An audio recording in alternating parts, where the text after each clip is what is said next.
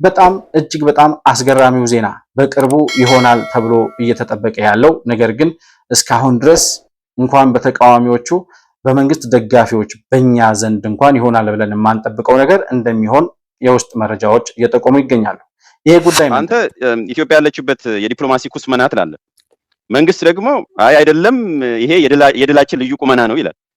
አሁን ይሄ ዲፕሎማሲ ኩስመና ነው ቁመና ነው ማንን እኔ አፍራለሁ ለነሱ ማለት የሰው ልጅ በዚህ ደረጃ ራሱን አዋርዶ መሳቂያ መሳለቂያ ሲሆን ራሳቸውን ደግሞ መሳቂያ ለመሆን የፈቀዱ ሰዎች መሆናቸው በጣም ሲጫወቱ ይሄ ሁሉ አደጋ ሊመጣ እንደሚችል የዲፕሎማሲ ሀሁ እንኳንስ ሀገርን እየመራ ያለ ሰው ማንም ሰው ሊገነዘቡ የሚችል ነገር አጠገቡስ እንዴት ሰው አጣ ነው አጠገቡ ያሉ ሰዎች አጠገቡስ እንዴት ሰው አጣ አማካሪ ምናምን በርካታ አለ ስታፍ የለም አማካሪ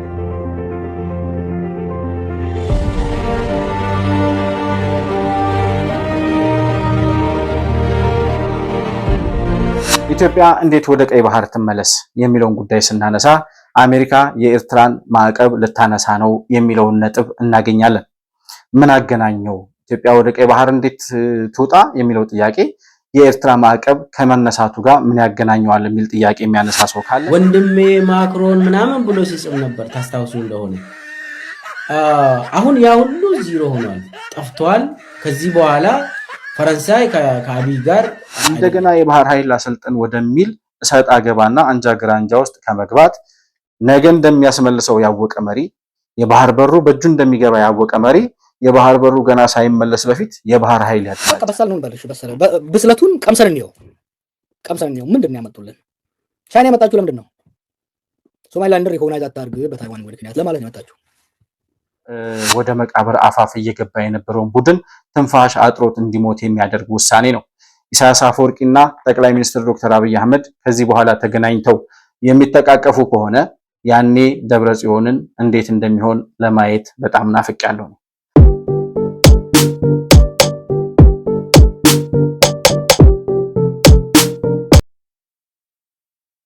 ሰላም ለእናንተ ይሁን። የተከበራችሁ የመሆን መልቲሚዲያ ቤተሰቦች እንደምን አላችሁ? ብሩክ የሾርቅ አሰፋ ነኝ ከመሆን መልቲሚዲያ። የዛሬውን ዕለታዊ ፕሮግራማችንን ይዘን ቀርበናል። በዛሬ ፕሮግራማችን በዚህ ሳምንት አበይት ክስተት ከነበሩ የሀገራችን ሁነቶች ወይም ክስተቶች መካከል በመጀመሪያ ደረጃ በውጭ ጉዳይ ሚኒስትር በዶክተር ጌዲዮን ጢሞቴዎስ የተመራ የኢትዮጵያ ልዑካን ቡድን በአሜሪካ ዋሽንግተን ዲሲ መገኘቱንና ከአሜሪካ መንግስት ጋር የተለያዩ ስምምነቶችን መፈራረሙን የሰማንበት መረጃ የሰሞኑ አበይት ክስተት ነበረ። በትላንትናው ዕለት ደግሞ ፕሬዚዳንት ኢማኑኤል ማክሮን የፈረንሳዩ ፕሬዚዳንት ማለት ነው ወደ ኢትዮጵያ መጥተው እንዲሁ ከፈረንሳይ መንግስት ጋር የኢትዮጵያ መንግስት ያደረጋቸው ስምምነቶች አሉ። የፈረንሳዩ ፕሬዚዳንት ወደ ኢትዮጵያ መምጣታቸው ምን አይነት አንድምታ ይኖረዋል? በአሜሪካ የነበረው የኢትዮጵያ ልዑካን ቡድን የተስማሟቸው ስምምነቶች ምን ምን ናቸው? እነዚህ ስምምነቶች በቀጥታ ኢትዮጵያ የህልውና ጥያቄ ነው ብላ እያነሳች ካለችው የባህር በር ጥያቄ አንጻር ምን አይነት ውጤት ይዞ ሊመጣ ይችላል? ከዛ ጋር የተያያዙ ጉዳዮችስ አሉ ወይ የሚለውን ጉዳይ የምንቃኝበት ፕሮግራም ይዘን መተናል። ባነሳነው ሐሳብ ላይ ያላችሁን የግል አስተያየት በኮመንት መስጫው ላይ ልታሰፍሩልኝ ትችላላችሁ። መሆን መልቲሚዲያን ላይክ፣ ሰብስክራይብ እና ሼር ማድረጋችሁን ሳትረሱ በሱፐር ቻት እና በሱፐር ስቲከር እንዲሁም ደግሞ የቻናላችን ሜምበር ወይም ደግሞ አባል ቤተሰብ በመሆን ድጋፍ ልታደርጉልን እንደምትችሉ እያስታወስኩኝ ከፕሮግራማችን ጋር አብራችሁ እንድትቆዩ በአክብሮት እጋብዛለሁ።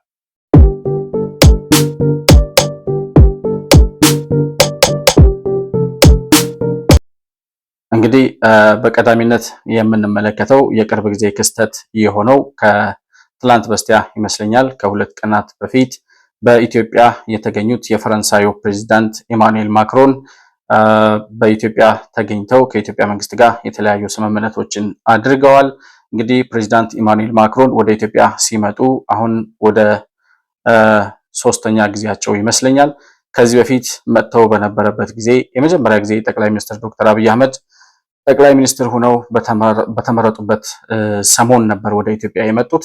የዛን ጊዜም ወደ ላሊበላ በመሄድ ላሊበላ ቤተክርስቲያንን ጎብኝተው እንዲሁም ደግሞ ለቤተክርስቲያኑ የሚያስፈልገውን እድሳት አስፈላጊ የሆኑ ድጋፎችን በማድረግ ለማሰራት ቃል ገብተው መሄዳቸውን እናስታውሳለን።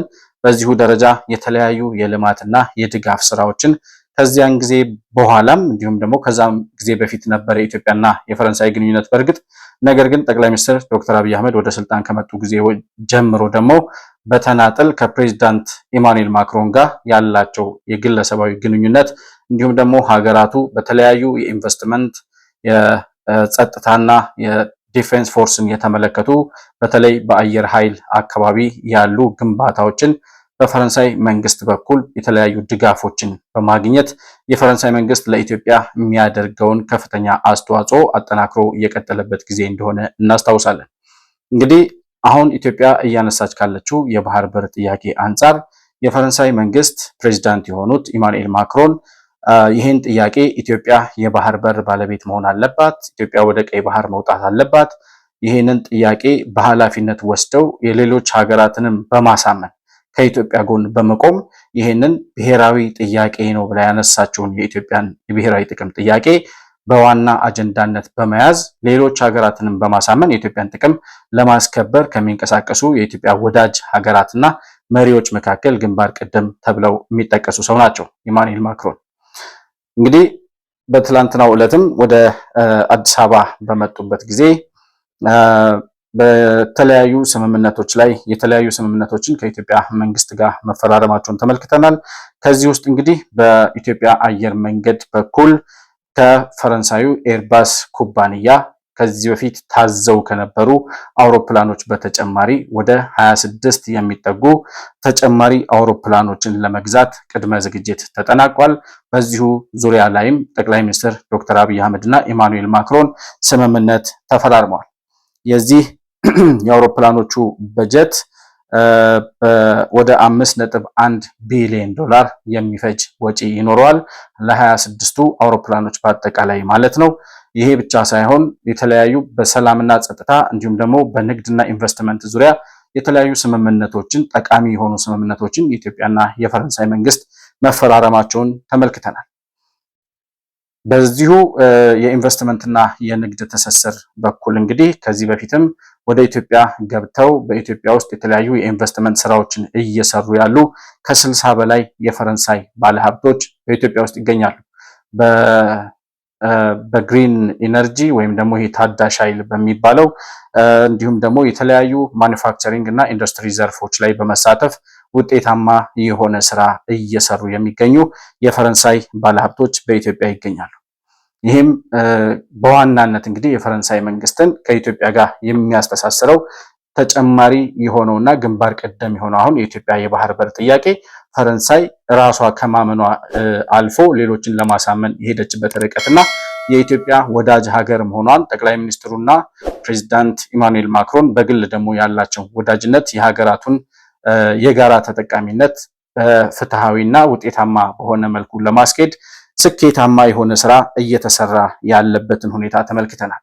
በተለይ የሁለቱን መሪዎች የፕሬዚዳንት ኢማኑኤል ማክሮንን እና የጠቅላይ ሚኒስትር ዶክተር አብይ አህመድን ግንኙነት እንደ ወንድም መቀራረባቸውን ወጣት መሪዎች እንደመሆናቸው መጠን ደግሞ በዛ ደረጃ ተስማምተው በተለይ ለኢትዮጵያ ጥቅም የፈረንሳይ መንግስት እያበረከተ ያለውን አስተዋጽኦ ተመልክቶ የተለያዩ በጠቅላይ ሚኒስትር አብይ አህመድ በኩል በተቃርኖ የቆሙ ወይም ደግሞ ግለሰባዊ የሆነ ጥላቻ ያለባቸው ለጠቅላይ ሚኒስትር ዶክተር አብይ አህመድ ማለት ነው ከፈረንሳዩ ፕሬዚዳንት ኢማኑኤል ማክሮን ጋር ያላቸው ግንኙነት እንደተዳከመ ኢትዮጵያ ከፈረንሳይ የወዳጅነት ግንኙነት መራቋን ፈረንሳይ ከኢትዮጵያ ፊቷን ማዞሯን ጠቅላይ ሚኒስትር ዶክተር አብይ አህመድና ፕሬዚዳንት ኢማኑኤል ማክሮን ግንኙነታቸው እየሻከረ መጥቷል፣ እንደ ድሮ አይደለም ግንኙነታቸው እያሉ የተለያዩ ትንታኔዎችን ሲሰጡ የነበሩ ሰዎች አሉ። ከነዚህ ውስጥ በቀጥታ ሁልጊዜ አብይ እያለ ሲያላዝን የምንሰማው ማነው? ዶክተር ለማለት ይከብደኛል።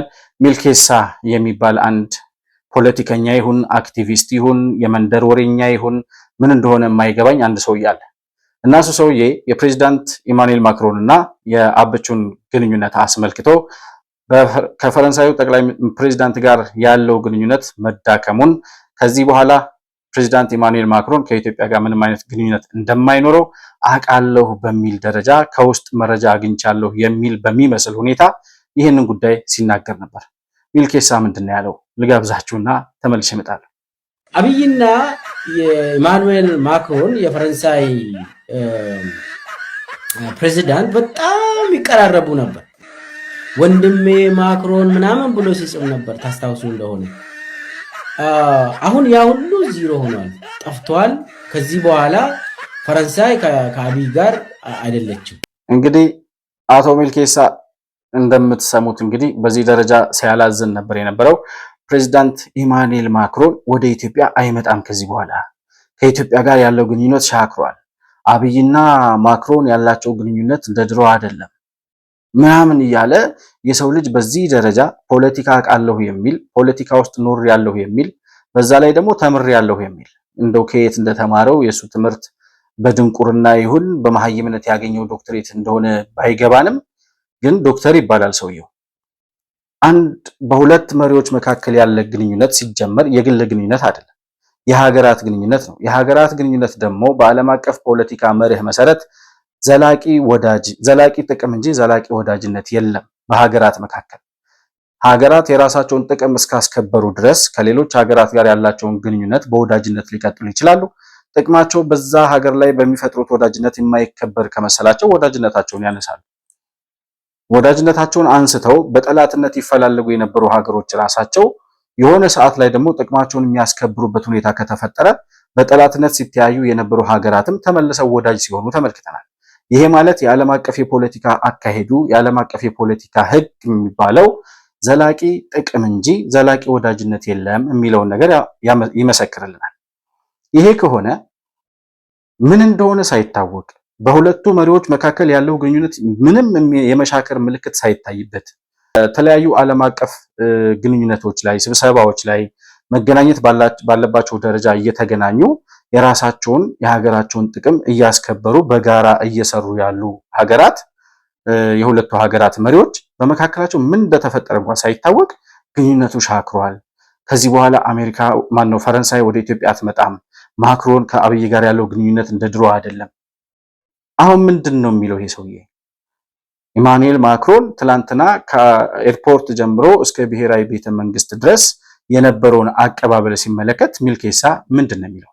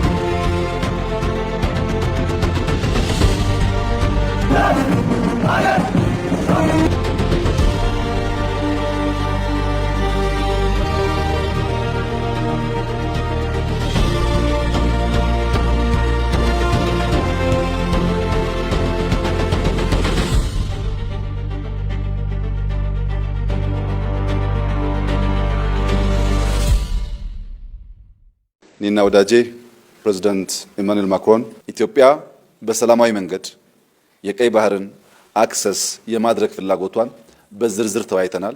ከዚህ ቀደም በተደጋጋሚ እንዳነሳ ነው 130 ሚሊዮን ሕዝብ ያላት ሀገር፣ ኢኮኖሚያ በፍጥነት እያደገ ያለች ሀገር፣ ተጨማሪ አክሰስ የሚያስፈልጋት ሀገር፣ በዓለም ሕግ በሰላማዊ መንገድ በዲፕሎማሲያዊ መንገድ እንደ ፈረንሳይ ያሉ ወዳጅ ሀገራት ተጠቅመን የምናገኝበት መንገድ ላይ የእሳቸው ጠንካራ ድጋፍ እንዳይለየን የቀረበላቸውን ጥያቄ እሳቸውም በአክብሮት ተቀብሏል። ለዚህም ከፍተኛ ምስጋና ያለን ሲሆን መላው የኢትዮጵያ ሕዝብ እና መንግስት ከፈረንሳይና ከፕሬዝዳንት ኢማኑኤል ማክሮን በዚህ ረገድ የሚጨበጥ ውጤት የሚጠብቅ መሆኑን ከወዲሁ ልገልጽ እፈልጋለሁ።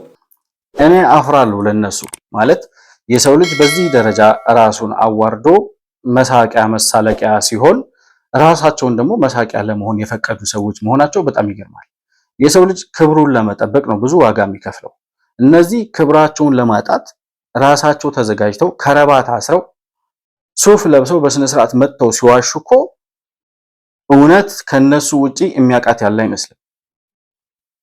ነገ ከነገ ወዲያ ግን እንደዚህ ገሃድ እየወጣ ሁለቱ መሪዎች በጣም በወንድማማችነት ተገናኝተው ተቃቅፈው ሲሳሳሙ የተለያዩ ስምምነቶችን ሲፈራረሙ ከዚያ አልፎ ደግሞ የኢትዮጵያን የባህር በር ጥያቄ የህልውና ጥያቄ መሆኑን አውቃ ከኢትዮጵያ ጎን የቆመችውን የፈረንሳይ መንግስት በዚህ ደረጃ ተጣልተዋል፣ አይቀራረቡም፣ አይገናኙም ብሎ ራስን ማስገመት ለማን ይጠቅማል? አሁንም ከዚህ በኋላ የምናያቸው የተለያዩ ሰዎች አሉ። ኢትዮጵያ በዲፕሎማሲው መስመር ክስረት አጋጥሟታል፣ የዲፕሎማሲ ኩስመና ገጥሟታል የሚሉ ልክ እንደነ ሚልኬሳ አይነት የሚልኬሳ ዘመዶች እንደነ ጀዋር መሐመድ ደግሞ ያሉትን ደግሞ በየመሃሉ እያስገባ እንሰማለን። ነገር ግን ከፈረንሳዩ ከኢማኑኤል ማክሮን ጉብኝትና የፊርማ ስምምነት ስናልፍ የምናገኘው የአሜሪካ መንግስት ነው። በኢትዮጵያ የውጭ ጉዳይ ሚኒስትር ዶክተር ጌዲዮን ጢሞቴዎስ በኩል የተመራ የልዑክ ቡድን ባለፈው ሳምንት ወደ አሜሪካ አቅንቶ ነበር።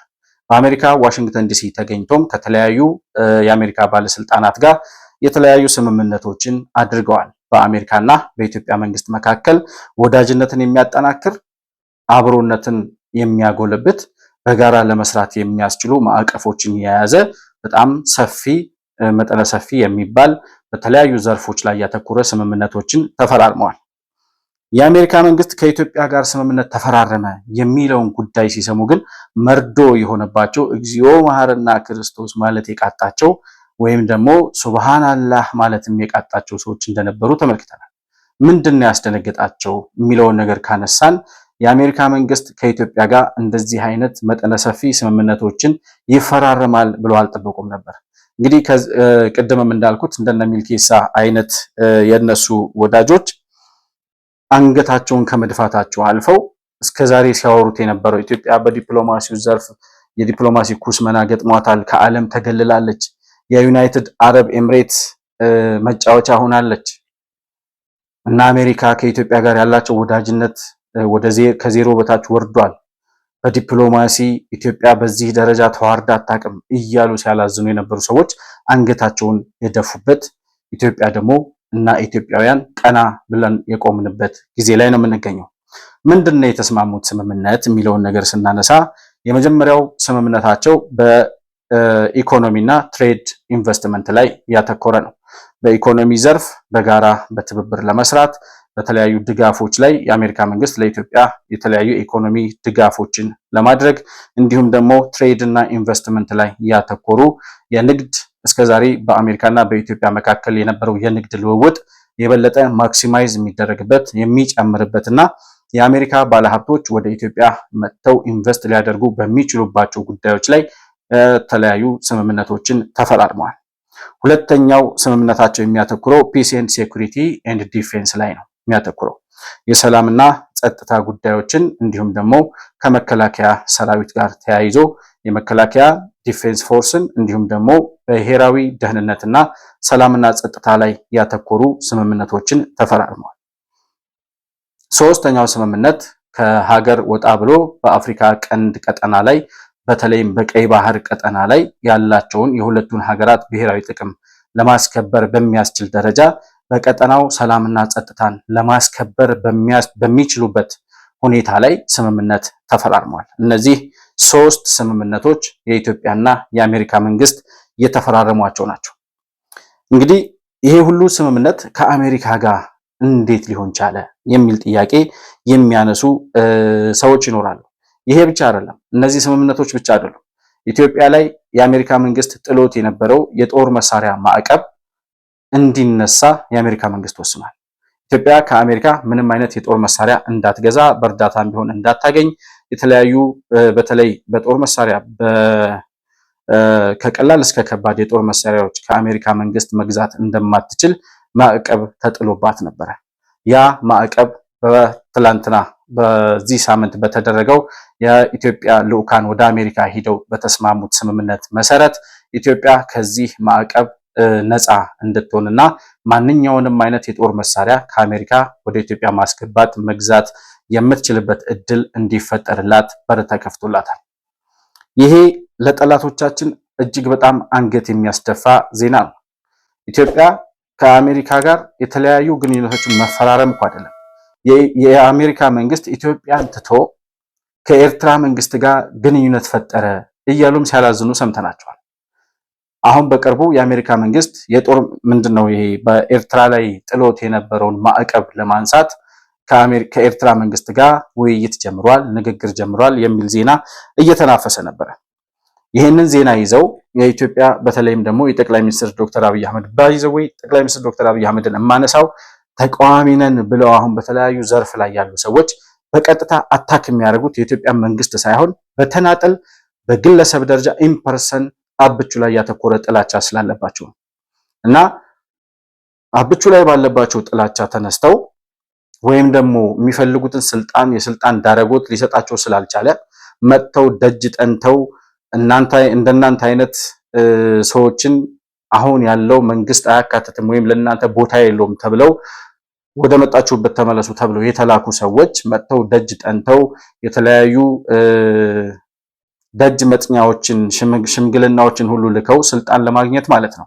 ያ ሁሉ ነገር አልሳካ ሲላቸው ለውጡ እንደመጣ አካባቢ የጠቅላይ ሚኒስትሩ ወይም ደግሞ የአብቹ ደጋፊዎች የነበሩ ሰዎች ተመልሰው ተቃዋሚ ሆነው አሁን በተለያዩ የበይነመረብ የተለያዩ ስብሰባዎች ላይ እየተገኙ የተቃውሞ ወይ እንቅስቃሴዎችን የሚያደርጉ ታጣቂዎችን የሚደግፉ በውጭ ሀገር ያሉ የከሸፉ ዲያስፖራ ፖለቲከኞች አሉ እና እነሱ ይህንን ዜና ይዘው ኢትዮጵያ የዲፕሎማሲ ክስረት ከማጋጠሟ ወይም የዲፕሎማሲ ክስረት ላይ ከመሆኗ የተነሳ የአሜሪካ መንግስት እንዲያውም ኢትዮጵያን ትቶ በቀጠናው ዙሪያ ላይ በአፍሪካ ቀንድና በቀይ ባህር ቀጠና ላይ ከኤርትራ ጋር ለመስራት ማዕቀብ ሁሉ ሊነሳላት ግንኙነት ጀምረዋል፣ ንግግር ጀምረዋል እያሉ ሲያላዝኑ ነበር። እነዚህ ሰዎች ግን ኢትዮጵያኖች ናቸው። እንደው ቢሆን እንኳን የኢትዮጵያ የአሜሪካ መንግስት ከኢትዮጵያ ጋር ያለውን ግንኙነት አቋርጦ በቃ ከኤርትራ ጋር ነው የምሰራው ቢል ኢትዮጵያውያንን ያስደስታል? ይሄ አሁን ካለው መንግስት ጋር ጸብ ሊኖራቸው ይችላል።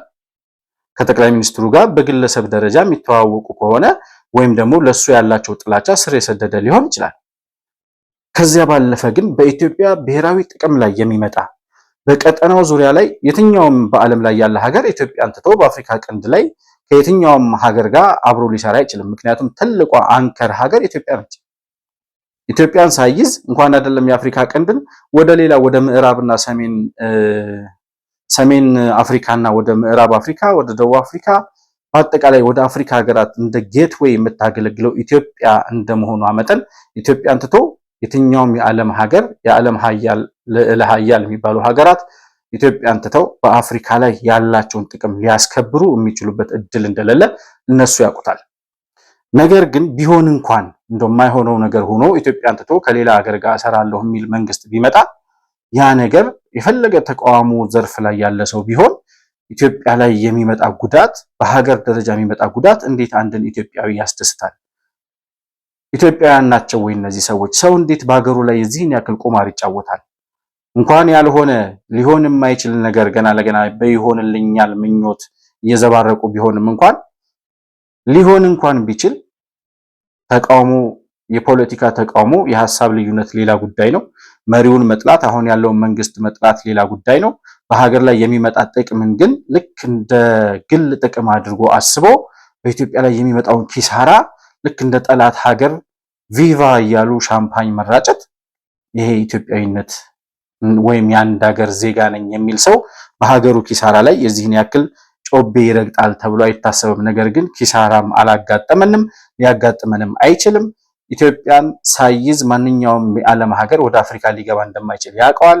ኢትዮጵያን ትቶ በአፍሪካ ቀንድ በኩል ካሉ ስብርባሪ ሀገራት ጋር ከማን ጋር ነው የሚሰራው የአሜሪካ መንግስት? አሁን ኢትዮጵያን ትቶ ኤርትራ ሀገር መሆን ያቃታት ኢትዮጵያ ከኢትዮጵያ ጋር አንድ አካል በነበረችበት ጊዜ የኢትዮጵያ ክፍለ ሀገር በነበረችበት ጊዜ የተሻለ ቁመና የነበራት ሀገር ሆና መቆም ስትጀምር እንደ ሀገር አክት ማድረግ ባቃተው ሻዕቢያ በሚባል አሸባሪ ቡድን ተጠፍንጋ ተይዛ ከክፍለ ሀገርነት በታች ወርዳ እንኳን ሀገር መሆን ክፍለ ሀገር መሆን አቅቷት እየተንገዳገደች ያለች ሀገር ናት። ሶማሊያ ለራሷ መንግስት መሆን አቅቷት እንዲሁ እየተተራመሰች ያለች ሀገር ናት። በኢትዮጵያ ሰላም አስከባሪ ኃይል ነው ፕሬዝዳንቱ እንኳን ወጥቶ የሚገባው። ጅቡቲ ናት፣ የበሬ ግንባር የምታክል ሀገር። የትኛው ነው ሌላ? ሶማሌላንድ ትንሽ በቀጠናው ላይ አለች የምትባለው ሀገር ኬንያ ናት። ከዛ ባለፈ የትኛውንም ሀገር እንዳውም ኬንያ በአፍሪካ ቀንድ ላይም አይደለም የምትገኘው። ነገር ግን ከነዚህ ሀገራት አሁን በአፍሪካ ቀንድ ላይ አሉ ከሚባሉ ሀገራት መካከል ኢትዮጵያን የሚያክል ትልቅ ሀገር በታሪክም በህዝብ ብዛትም በኢኮኖሚም በዲፕሎማሲ ዘርፍም በመሪ ብቃት ደረጃም ባለችበት ስትራቴጂካዊ አቀማመጥ ተፈጥሯዊ የጂኦግራፊካል አቀማመጥ ላይም በዚህ ደረጃ ስትራቴጂክ የሆነ ቦታ የተቀመጠች እና የቀጠናውን ሰላም የማስከበር አቅምና ጉልበት ያላት ሀገር ኢትዮጵያ ብቻ መሆኗን ዓለም ያውቃል። ይሄ እየታወቀ ከኤርትራ ጋር የኤርትራ ማዕቀብ የአሜሪካ መንግስት ሊያነሳ እንቅስቃሴ ጀምሯል ሲባል የኩስመና ፖለቲካ ነው። ኢትዮጵያ በቃ አሜሪካን ፊቷን አዙራባታለች፣ የዲፕሎማሲ ኩስመና ገጥሟታል የሚሉ የኮሰመነ አመለካከት ያላቸው ብዙ ኢትዮጵያውያንን እየተመለከትን ነበር። ኢትዮጵያውያን ተብለው መጠራት የሌለባቸው ማለት ነው። ይሄ የጦር መሳሪያ ተነሳልን ማለት አንደኛ ጠላትን አንገት ያስደፋል ብያለሁ። በሁለተኛ ደረጃ የአሜሪካ መንግስት ከኢትዮጵያ ጋር ያለው ግንኙነት በምን ያህል ደረጃ ቢጠናከር ነው ይሄ የጦር መሳሪያ ማዕቀብ ሊነሳ የቻለው? የአሜሪካ መንግስት ከኢትዮጵያ ጋር በጋራ ሆኖ በቀጠናው ዙሪያ ላይ ያለውን ብሔራዊ ጥቅም ለማስከበር ኢትዮጵያን ሳይዝ ሊሆን እንደማይችል የትራምፕ አስተዳደር ገብቶታል ማለት ነው። ትራምፕም በተወሰነ ደረጃ ነፍስ እየገዛ መጥቷል ማለት ይቻላል። እንግዲህ ይህን ሁሉ ነገር ስንመለከት የአሜሪካ መንግስትና የኢትዮጵያ መንግስት የተስማሟቸውን ስምምነቶች እናነሳለን ወደኋላ ላይ። ነገር ግን አሁን የአሜሪካ መንግስት ከኢትዮጵያ መንግስት ጋር የተፈራረማቸው ስምምነቶች ኢትዮጵያ የቀይ ባህር የባህር በሬ ያስፈልገኛል፣ ወደ ቀይ ባህር መውጣት አለብኝ፣ ኢትዮጵያ ከቀይ ባህር ጋር ተፈጥሯዊ የሆነ ግንኙነት ያላት፣ ታሪካዊ የሆነ ትስስር ያላት፣ ከባህር ርቃ ተገንጥላ የማታውቅ ሀገር፣ ነገር ግን ወያኔ የሚባል ድኩም ዘረኛና አምባገነን የሆነ ኢትዮጵያን በቅኝ ግዛት ሲያስተዳድር የነበረ አሸባሪ ቡድን ኢትዮጵያን ባስተዳደረበት 27 ዓመት ጊዜ ውስጥ የባህር በራችንን አሳልፈው ለጠላት ሰጥቶ ያጣንበት መንገድ ደግሞ ወያኔ የፈጠረው ስህተት ስለሆነ ያን የተሳሳትነውን ስህተት የ27 ዓመቱን ስህተት ለማረም እንደገና ሌላ 20 እና 30 ዓመት አያስፈልገንም፣ የወያኔን ስህተት እናርማለን የሚሉ መሪዎች ወደ ኢትዮጵያ ስልጣን መምጣታቸውን ይሄ ኢትዮጵያ ያነሳችው የባህር በር ይገባኛል ጥያቄ የማይቀለበስበት ደረጃ መድረሱን ከዛ ሲያልፍ የአሜሪካ መንግስት የኤርትራን ማዕቀብ አነሳለሁ ማለቱን እንዲሁም ደግሞ የፈረንሳዩ ፕሬዝዳንት ወደ ኢትዮጵያ ለጉብኝት መምጣታቸውን የኢትዮጵያ ልዑካን ወደ አሜሪካ ሄደው በጣም ብዙ መጠነ ሰፊ የሆነ ስምምነቶችን ተፈራርመው መመለሳቸው እነዚህን ሁሉ ጉዳዮች ስንመለከት ኢትዮጵያ በእውነት አሁን ያለችበት የዲፕሎማሲ ልዕልና ነው ወይስ የዲፕሎማሲ ኩስመና ነው? የዲፕሎማሲ ልዕልና የሚባለው ከማን ጋር አብረን ስንሰራ ነው? አሁን የአሜሪካ መንግስትና የኢትዮጵያ መንግስት የፈረንሳይና የኢትዮጵያ መንግስት የተለያዩ ወደ ኢትዮጵያ እየመጡ ኢትዮጵያን በተለያየ ጊዜ እየጎበኙ ያሉ የራሳቸውን ጥቅም ለማስከበር ከኢትዮጵያ ጋር መነጋገር መወያየት ግዴታ መሆኑ ገብቷቸው ወደ ኢትዮጵያ እየጎረፉ ያሉ የዓለም መሪዎች የሚያሳዩንና የምናስተውለው ነገር ከዚህ ሂደት ውስጥ ምንድን ነው? ኩስመና ነው ወይስ ልዕልና ነው? ይሄ እንግዲህ ጀዋር መሐመድ ለዚህ ጉዳይ የሚሰጠውን መልስ እንስማና ተመልሰን እንመጣለን። አንተ ኢትዮጵያ ያለችበት የዲፕሎማሲ ኩስመና ትላለህ፣ መንግስት ደግሞ አይ አይደለም ይሄ የድላችን ልዩ ቁመና ነው ይላል። ሰው አሁን ይሄ ዲፕሎማሲ ኩስመና ነው ቁመና ነው? ማንን እንመን? ምን ላይ ነው ያለነው? ኩስመና በነገራችን ላይ ከነሱ ነው የተቀበልኩት። ቃሉ ራሱ ፋሲኔቲንግ ነበርና የዲፕሎማሲ ጥንካሬ የሚመዘነው አንድ ሀገር እኮ ዲፕሎማሲ ተሰሚነት አላት የሚባለው ጠንካራ ኢኮኖሚ ሲኖራት፣ ጠንካራ የጸጥታ ተቋማት ሲኖራት እና ጠንካራ የውጭ ጉዳይ ፖሊሲና አስፈጻሚ ሲኖራት ነው። ኢትዮጵያ ኢኮኖሚዋ ከአምና የባሰ ነው። የጸጥታ ኃይሉ የውስጥ ስታቢሊቲው እየባሰ ነው ሄደው። በዛ ላይ ተጨማሪ የዲፕሎማሲ ስራችንን ለማሻሻል የግለሰብ ጨዋታ ነው እየተካሄደ ያለው። የአብይ የግለሰብ ቁማር ነው እየተካሄደ ያለው እንጂ የዲፕሎማሲ ስራ እየተሰራ አይደለም ለማሻሻል። አንደኛው የተለያዩ የውጭ ሀገር መሪዎች መጥተው ኢትዮጵያን ጎብኝተዋል። ይሄ ከዩቲዩበሮች እና ብሎገር ውጭ የሚታወቁ ሰዎች በተለይ የኤዥያ መንግስታት ጎብኝተዋል። የህንድ ጎብኝተዋል፣ የሲንጋፖር ጎብኝተዋል፣ የማሌዥያም ጎብኝተዋል። ብዙ ሀገራት ኢትዮጵያ መጥተው ጎብኝተዋል። እሱ የዲፕሎማሲ ስኬት አይደለም ወይ? በቃ በሳል ነው ባልሽ ብስለቱን ቀምሰን እንየው ምንድን ነው ያመጡልን? ቻይና የመጣችሁ ለምንድን ነው? ሶማሊላንድን ሪኮግናይዝ አታርግ በታይዋን ምክንያት ለማለት ነው የመጣችሁ።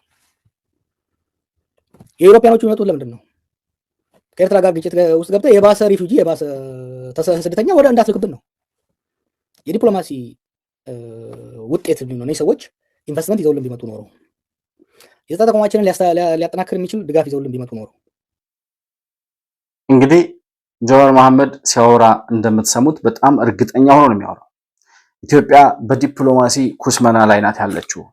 ዓለም በሙሉ ከኢትዮጵያ ላይ አይኑን አንስቷል። ኢትዮጵያን በጠላትነት የሚፈርጁ ሀገራት በጣም ብዙ ናቸው። በታሪካችን እንደዚህ አይነት የዲፕሎማሲ ኪሳራ ገጥሞን አያውቅም ይላል። ይሄ የዲፕሎማሲ ኩስመና ሳይሆን የሐሳብ ኩስመና ያጋጠማቸው፣ ተቃውሞ ማለት ምን እንደሆነ ያልገባቸው፣ የሐሳብ ልዩነትን ይዘው ለሀገር ጥቅም በጋራ መስራት የተሳናቸው፣ ነገር ግን ከመሪው ጋር ባላቸው ልዩነት ወይም ከመንግስት ጋር ባላቸው ልዩነት የኢትዮጵያ ዲፕሎማሲ የሚሆን የኢትዮጵያ አጠቃላይ ህልውና ኮስምኖ እንዲታያቸው የሚፈልጉ የኮስማና ፖለቲከኛ አመለካከትና አስተያየት እንጂ ኢትዮጵያማ ያለችበት የዲፕሎማሲ ልዕልና ዓለም በሚያስገርም ሁኔታ እየመሰከረ የዓለም ልዕለ ኃያል የሆኑ ባለስልጣናት የሚናገሩለት የዲፕሎማሲ ልዕልና እየተመዘገበ ያለበት ጊዜ ላይ እንገኛለን። ማሳድ ቦሎስ የተባሉት የዶናልድ ትራምፕ የአፍሪካ ጉዳዮች አማካሪ በቅርቡ ወደ ኤርትራም ወደ ኢትዮጵያም በተደጋጋሚ ጊዜ ሲመጡ እንደነበር ተመልክተናል። በቅርቡም ወደ ኤርትራም ወደ ግብፅም ሂደው ነበረ። እንዲሁም ከኤርትራው መንግስት ጋር እንዲሁም ከአልሲሲ ከግብፁ ፕሬዝዳንት ጋር እንዲሁም ደግሞ ከኢትዮጵያ ባለስልጣናት ጋር ከዚህ በፊት በነበራቸው ጉብኝት ተነጋግረው ተወያይተው መመለሳቸው እናስታውሳለን። አሁንም ወደ አሜሪካ ካቀናው የኢትዮጵያ ልዑካን ቡድን ከነ ዶክተር ጌዲዮን ጢሞቴዎስ ጋር በጋራ ተገናኝተው ውይይት ማድረጋቸውን ተመልክተናል። እንግዲህ አምባሳደር ማሳድ ቦሎስ የአሜሪካ ልዩ መልእክተኛ ናቸው፣ የአፍሪካ ጉዳዮች ማለት ነው። እና ከኢትዮጵያ ጋር በጋራ ለመስራት የአሜሪካ መንግስት በተለይም የቀጠናውን ሰላም በማስከበር እና በአፍሪካ ቀንድና በቀይ ባህር ሰላም ዙሪያ ከኢትዮጵያ ጋር መስራት አማራጭ የሌለው መፍትሄ ነው ሲሉ ከዚህ በፊት ሰምተናቸዋል። በአባይ ግድብ ላይ ደግሞ ማነው በአባይ ወንዝ ላይ ግብጽ ስታነሳ የነበረውን ክስ ይሄው አምባሳደር ማሳድ ቦሎስ አንድ ጊዜ በሶሻል ሚዲያ ፔጃቸው ላይ ባጋሩት መረጃ መሰረት እውነታውን እየተቀየረ የመጣውን ፖለቲካዊ እውነት መረዳትና መቀበል የግድ ነው ሲሉ መግለጫ ሰጥተው ነበር። እንግዲህ እየተለወጠ የመጣው እውነት የኢትዮጵያ እድገት፣ የኢትዮጵያን ጥቅም አሳልፈን አንሰጥም የሚሉ መሪዎች ወደ ኢትዮጵያ ዙፋን መምጣታቸው፣ የኢትዮጵያን ብሔራዊ ጥቅም ማስከበር የሚችሉ ቁርጠኛ ልጆች ዛሬ የሚያነሷቸው ጥያቄዎች የማይቀለበሱ ካልተመለሱ በስተቀር እንደገና ወደ ጓዳ እንደገና ወደ ኪስ ተመልሰው ሊገቡ የማይችሉ ጥያቄዎች መሆናቸውን የግብጽ መንግስትም ዓለም አቀፉ መንግስትም ማወቅ አለበት ማለታቸው ነው። እየተለወጠ ያለውን ዓለም አቀፋዊና ቀጠናዊ ፖለቲካ መረዳትና መቀበል ያስፈልጋል ሲሉ ገልጸው ነበረ። ይሄው አምባሳደር ማሳድ ቦሎስ የተባሉት የአሜሪካ የአፍሪካ ጉዳዮች አማካሪና ልዩ መልእክተኛ በቅርቡ ከኢሳያስ አፈወርቂና ከግብፁ ፕሬዝዳንት አልሲሲ ጋር የነበራቸውን ጉብኝት ጨርሰው ወደ አሜሪካ ከተመለሱ በኋላ ከኢትዮጵያ ልዑካን ቡድን ጋር እንዲሁ ውይይት አድርገው ከተመለሱ በኋላ ማነው አሁን አሜሪካ ላይ ውይይት ካደረጉ በኋላ ከሁለቱ ሀገራት ከግብፅና ከኤርትራ እንዲሁም ከኢትዮጵያ ባለስልጣናት ጋር በቀይ ባህርና በአባይ ወንዝ ዙሪያ ላይ ውይይት አድርገናል ሲሉ መግለጫ ሰጥተዋል። ኢትዮጵያ የአፍሪካ ጌትዌይ መሆኗን በእርግጠኝነት እያረጋገጥን ያለነው በቀጠናው ዙሪያ በአፍሪካ ቀንድ ዙሪያ ላይ መወያየት የሚፈልግ የራሱን ጥቅም በዚህ ቀጠና ላይ ማስከበር የሚፈልግ አገር ሁሉ የቀጠናውን ሰላም ለማስከበር የሚወያየው ከሱዳን ጋር አይደለም፣ ከሶማሌ ጋር አይደለም፣ ከጅቡቲና ከኤርትራ ጋር አይደለም። የሚወያየው የአፍሪካ ቀንድን ሰላም ማስከበር የፈለገ የትኛውም አካል የቀይ ባህርን ቀጠና ሰላማዊ የሆነ የንግድ መለዋወጫ የንግድ ማሳለጫ እንዲሆን የፈለገ የትኛውም የዓለም ሀገር መወያየትና መነጋገር ያለበት ከኢትዮጵያ ጋር መሆኑን በእርግጠኝነት ዓለም ያመነበት ጊዜ ላይ እንገኛለን። በሁለተኛ ደረጃ ማርኮ ሩቢዮ የተባሉት የአሜሪካ የውጭ ጉዳይ ሚኒስትር አሁን ከውጭ ጉዳይ ሚኒስትር ዶክተር ጌዲዮን ጢሞቴዎስ ጋር ተገናኝተው ከተወያዩ በኋላ ኢትዮጵያ በአፍሪካ ቀንድ ቀጠና ሰላምን ለማስፈን አይነተኛ ሚና የማይተካ ሚና የምትጫወት ሀገር ከመሆኗም በላይ መፍትሄ ለማፈላለግ ግንባር ቀደም የሆነች ሀገር ነች ሲሉ በሶሻል ሚዲያ ፔጃቸው ላይ በትዊተር እንዲሁም ደግሞ በፌስቡክ ገጻቸው ላይ ለጥፈው አስነብበውናል። ይሄ ማለት እያልን ያለነውን እውነት የሚያረጋግጥ የአሜሪካ መንግስት አሁን ከኢትዮጵያ መንግስት ጋር የተፈራረማቸውን ስምምነቶች በእርግጥም ኢትዮጵያ የሀገሯን ጥቅም ለማስከበር ወደኋላ የማትል ያነሳችው ጥያቄ የማይመለስ መሆኑን የአሜሪካ መንግስት ራሱ ተረድቶ ይሄ የኢትዮጵያ የባህር በርና የቀይ ባህር አክሰስ ጥያቄ በምን አይነት ሁኔታ ይመለስ የሚል ጥያቄ የሚል ምላሽ ለማፈላለግ የአሜሪካ መንግስት እየደከመ ያለበትን ሁኔታ እንረዳለን። በዚህ ደረጃ ዓለም እየመሰከረላት ያለችውን ሀገር በዚህ ደረጃ ዓለም ኢትዮጵያን ሳንይዝ በአፍሪካ ውስጥ ያለንን ጥቅም ልናስከብር አንችልም እያለ እየመሰከረ የአሜሪካ መንግስት ራሱ የቀይ ባህርንና የአፍሪካ ቀንድን ሰላም ለማስከበር እንደ ኢትዮጵያ ያለ አይነተኛ ሀገር ግንባር ቀደም የሆነ ሚና መጫወት የሚችልና መፍትሄ ማምጣት የሚችል ሀገር የለም እያሉ የአሜሪካ ባለስልጣናት እየመሰከሩ ባሉበት ሁኔታ እንደነ ልደቱ አያሌውና እንደ ጀዋር መሐመድ አይነቶቹ የከሸፉ ፖለቲከኞች ደግሞ አሁንም ኢትዮጵያ የዲፕሎማሲ ኪሳራ አጋጥሟታል ይሉናል። ቅድም ጀዋር መሐመድ የዲፕሎማሲ ኩስመና ሲል ሰምታችሁታል። እድሜ ልኩን እንደኮሰመነ የሚኖር እንደተሸነፈ የሚኖር ያኔ እንደዛ ይፈራ የነበረ አብዮት ይቀሰቅሳል ይባል የነበረው ጀዋር መሐመድ ዛሬ መላቅጡ ጠፍቶበት ተራ ቲክቶከር ሆኖ አሁን ቲክቶክ ላይ ገብቷል። ልደቱ አያሌውም በበይነ መረብ በዩቲዩብ የምንጠራው ስብሰባ የማርገጃው ለቅሶ ምንም ለውጥ ስላላመጣ ወደ ቲክቶክ ብንገባ ይሻላል፣ ትውልዱ ያለው ህዝቡ ያለው ሰው ያለው በሙሉ ቲክቶክ ላይ ነው እያለ ሲያላዝን እንደነበር ሰምተናል። እንግዲህ ቲክቶከር ሆነው ምን አይነት ለውጥ ሊያመጡ እንደሚችሉ እንመለከታለን። ነገር ግን ቅድም የጀዋርን አሰምቻቸዋለሁ። አሁን ደግሞ ልደቱ አያሌው የኢትዮጵያ የዲፕሎማሲ ልዕልና ወይስ ኢትዮጵያ የዲፕሎማሲ ኩስመናና ያጋጠማት የሚለውን ጉዳይ አቶ ልደቱ እንዴት እንደሚያዩ ደግሞ እንስማና ተመሰንመታለን። ጨዋታ ሲጫወቱ ይሄ ሁሉ አደጋ ሊመጣ እንደሚችል የዲፕሎማሲ ሀሁ እንኳንስ ሀገርን እየመራ ያለ ሰው ማንም ሰው ሊገነዘቡ የሚችል ነገር። አጠገቡስ እንዴት ሰው አጣ ነው? አጠገቡ ያሉ ሰዎች አጠገቡስ እንዴት ሰው አጣ? አማካሪ ምናምን በርካታ አለ። ስታፍ የለም አማካሪ ደሞዙን የሚበሉ አማካሪ ተብለው የተሾሙ ብዙ ሰዎች አሉ። አሁን ይቅር አይቅር አላቅም። ዩኤንዲፒ በአማካሪነት $5,000 $3,000 የሚከፍላቸው ብዙ ሰዎች እንዳሉ አውቃለሁ። አንዳቸውም ዶክተር አብይን አያማክሩ። ልንገር ዶክተር አብይ ብዙ ሰዎች እነከሌ እኮ እያማከሯቸው ተብሎ ሲጠቀሱ ሰማል። ውሸት። የማንንም ሀሳብ አይቀበሉም። ማንም ሰው ኢንፍሉዌንስ ሊያደርጋቸው አይችልም። እኔ እነከሌ ናቸው የሚባሉ አማካሪዎቻቸውን አግኝቼ አነጋግሬያለሁ። እንደውም አንዱ ጠቅላይ ሚኒስትር ቢሮ ውስጥ ቢሮ ያለው ሰው እሳቸውን ያማክራል የሚባል ሰው አረ እንደው ይህች ሀገር እኮ ገደል እየገባች ነው፣ እናንተ ቁጭ ብላችሁ ታያላችሁ፣ ለምን አመጣት ነው ልደቱ አለኝ። ከኔ የተሻለ አንተ እንደምታገኛቸው አውቃለሁ። ስልጣን ከያዙ ጊዜ ጀምሮ አንድም ቀን አግኝቻቸው አላውቅም። አማካሪ ስሙን አልነግርህም። አማካሪ ነው። አዎ አይቀበሉም። እሳቸው ላሰቡትና ለወሰኑት ነገር ይጠቅመኛል ብለው የሚያስቡት ነገር ካለ ይችን ነገር ጽፈህ አምጣ፣ ይችን ነገር ምናምን ብለው ትእዛዝ ይሰጣሉ። እሱን ሊቀበሉ ይችላሉ። በፍጹም አይቀበሉ። አሁን ይሄን የሶማሌላንድ ጉዳይ ቢሊሚ ተናግሬዋለሁ እዚህ ቀደም። የውጭ ጉዳይ ሚኒስትሩ የማያውቀው እነዚህ ሰዎች የሚያወሩት ምኞታቸው ነው። እነዚህ ሰዎች የሚቃዡት በህልም ዓለም የሚያለሙትን ነው። ኢትዮጵያ ስትኮሰምን፣ ኢትዮጵያ ስትከስር፣ ኢትዮጵያ ስትሸነፍ፣ ኢትዮጵያ ምንም ነገር ጠይቃ ስታጣ ማየት የሚፈልጉ ሰዎች ስለሆኑ የጠየቀችው ሁሉ የማይሳካላት፣ የቀረባት ሁሉ መልሰው የሚሸሻት፣ ዓለም አግልሎ ብቻዋን ያስቀራት ሀገር እንድትሆን ስለሚፈልጉ ያንን ምኞታቸው ነው እየነገሩን ያሉት።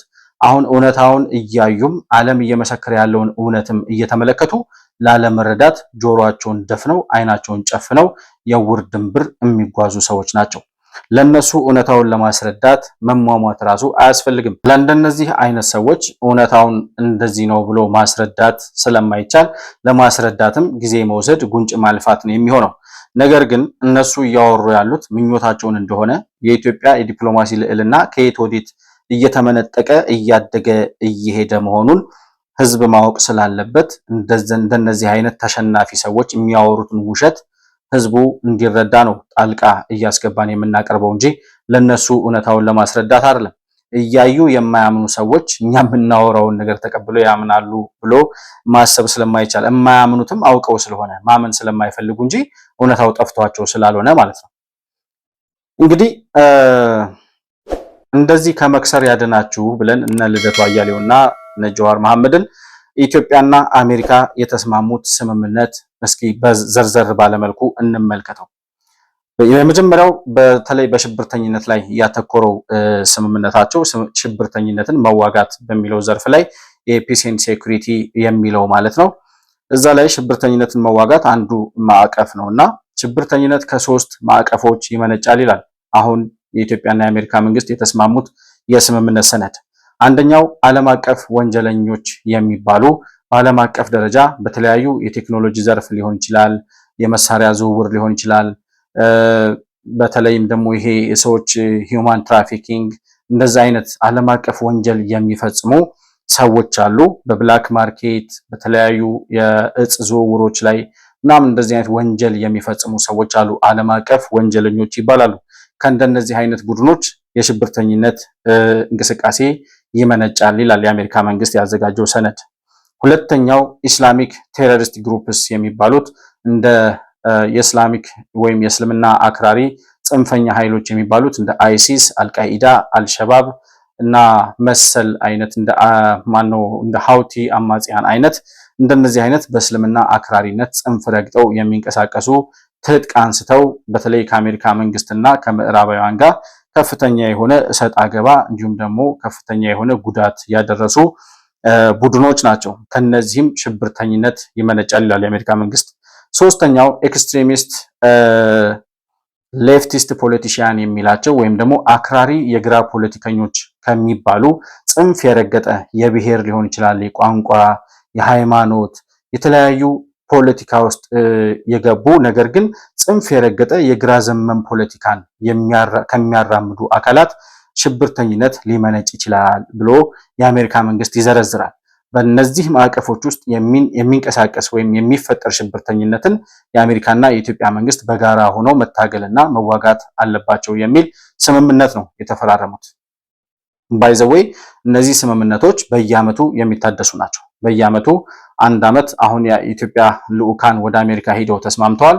በቀጣይ ዓመት ደግሞ ከአንድ ዓመት በኋላ የአሜሪካ ልዑካን ኢትዮጵያ መጥተው ነው ይሄ ስምምነት ግምገማ ተደርጎበት የተሰሩ ስራዎች ታይተው እንደገና ሌላ እድሳት ሌላ ተጨማሪም ስምምነት የሚያስፈልግ ከሆነ በየዓመቱ አንድ ዓመት ኢትዮጵያ አንድ ዓመት አሜሪካ እየተገናኙ ስምምነቱ እየታደሰና እየተገመገመ የሚቀጥል ነው የሚሆነው። በእነዚህ ስምምነቶች ውስጥ እንግዲህ በተለይ ኢስላሚክ ቴሮሪስት ግሩፕስ የሚለው ውስጥ ማንን አስገብቷታል? ኢራንን በግንባር ቀደምነት አስገብቷታል። ኢራን እንግዲህ የተለያዩ አማጽያንን በተለይ የእስላሚክ የእስልምና አክራሪ ጽንፈኞች በሚባለው ዘርፍ እንደነ ሐማስ እና የሀውቲ አማጽያን አይነቶችን በመደገፍ የተለያዩ የሽብር እንቅስቃሴዎችን ትደግፋለች በሚል ከነ አሜሪካ ጋር ባላት ሰጣ ገባ መሰረት አሁንም ግንባር ቀደም የሆነ ሽብርተኝነትን መዋጋት ካስፈለገ እንደ ኢራን አይነት አሸባሪዎችን የሚደግፉ ሀገራትን መዋጋት አለብን የሚል ስምምነት ውስጥ ተካቷል። ይህንን ስምምነት የተቀበሉት ወይም ደግሞ የፈረሙት የኢትዮጵያ ልዑካን በእነዚህ በተነሱ ሶስት ሀሳቦች ላይ ምን ሀሳብ አቀረቡ የሚለውን ደግሞ እንመለከታለን። የመጀመሪያው ዓለም አቀፍ ወንጀለኝነት ወይም ደግሞ ሂውማን ትራፊኪንግ እና ድራግ ዲለርስ የሚባሉት እንደዚህ የህገወጥ የገንዘብ ዝውውር፣ የሰዎች ዝውውር፣ የአደንዛዥ እጽ ዝውውር የሚፈጽሙና በእነዚህ አይነት ንግዶች ላይ ህገወጥ በሆኑ ንግዶች ላይ የተሰማሩ ሰዎችን በጋራ መፋለም አለብን፣ ከነዚህ ሰዎች የሚመጣ ሽብርተኝነት ስላለ የሚለው ማዕቀፍ ላይ የኢትዮጵያ መንግስት ሂውማን ትራፊኪንግ ካላችሁ ኢትዮጵያ ውስጥ ተቀምጦ ሂውማን ትራፊኪንግ የሚሰራ በህገወጥ የሰዎች ዝውውር ገንዘብ የሚሰራ ቲፒኤልኤፍ የሚባል ወይም ህወሓት የሚባል ቡድን አለላችሁ። ይሄ ቡድን በህገወጥ የሰዎች ዝውውር እጅግ በጣም ከፍተኛ የሆነ ወንጀል የሚፈጽም ቡድን ነው። ስለዚህ ይሄን ቡድን ለማጥፋት ኢትዮጵያ እየወሰደች ያለችውን እርምጃ የአሜሪካ መንግስት መደገፍ አለባት ሲሉ የሻዕቢያ የህወሓት ባለስልጣናት በተለይም ደግሞ ከኤርትራ አምልጠው ሸሽተው ወደ ትግራይ የሚመጡ የኤርትራ ተወላጆች እንደነዚህ አይነት የህወሓት ባለስልጣናት ባገኟቸው ጊዜ እነዚህን ስደተኞች ይይዟቸውና ከእያንዳንዳቸው $4000 ይቀበላሉ። $4000 ተቀብለው ወደ ውጭ ሀገር ይልኳቸዋል።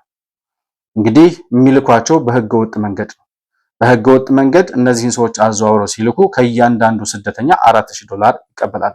እነዚህ ስደተኞች ደግሞ የት ነው የሚሄዱት? አሜሪካ፣ አውሮፓ፣ የተለያዩ የዓለም ሀገራት ላይ ይገባሉ። እዛ ገብተው በህገወጥነት መንገድ የገባ ማንኛውም አካል ሰላማዊ የሆነ የኑሮ ሁኔታ ይኖረዋል ብቻ ተብሎ አይታሰብም። በህገወጥ መንገድ የሄደ ሰው በተለያየ መንገድ በተለይ አሁን አሜሪካ ይዛው ያለችው የስደተኞች ፖሊሲ አሁን በህገወጥ መንገድ ወደ አሜሪካ የሚገቡ ማንኛውንም አይነት አካል በእንደነዚህ አይነት ሁኔታ የሰዎች ዝውውር የሚሰራ አካል ጋር በሽብርተኝነት ፈርጃ በጠላትነት እንደምትዋጋው እየተመለከትን ያለንበት ሁኔታ ስላለ ይሄን ቲፒኤልኤፍ የሚባል ህገወጥ የሰዎች ዝውውር የሚሰራ ቡድን እንደነዚህ አይነት ወንጀሎችን ስለሚሰራ ከኢትዮጵያ ጋር በጋራ በመሆን ይሄንን ቡድን ለማጥፋት ኢትዮጵያ እየወሰደች ያለችውን እርምጃ የአሜሪካ መንግስት ሊደግፍ ይገባል ሲሉ ከነማስረጃው ለአሜሪካ መንግስት አስገብተዋል። በሁለተኛው ዘርፍ ላይ ኢስላሚክ ቴሮሪስት ግሩፕስ የሚለው ላይ አሁንም በማስረጃነት የቀረበው ቲፒኤልኤፍ ነው።